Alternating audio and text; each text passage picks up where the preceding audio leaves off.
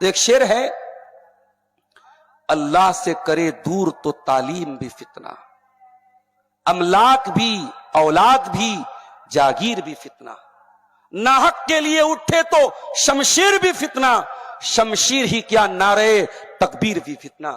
یہ شعر ہے سرفراز بزمی کا، یہ علامہ اقبال کا شعر نہیں ہے، یہ شعر کس کا ہے؟ سرفراز بزمی کا شعر ہے۔ اللہ سے کرے دور تو تعلیم بھی فتنہ، یہ لائن بہت یاد کرنے کے قابل ہے۔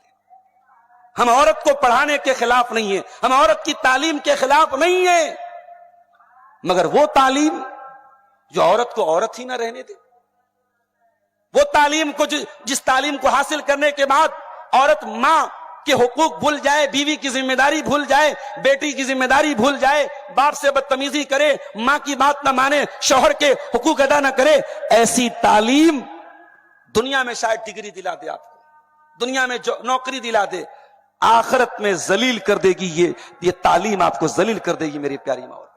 تعلیم حاصل کرو، مگر تعلیم کے نام پہ ناجائز آزادی حاصل مت کرو۔ وہ آزادی جو اللہ نے آپ کو نہیں دی ہے، وہ آزادی جو رسول نے آپ کو نہیں دی ہے۔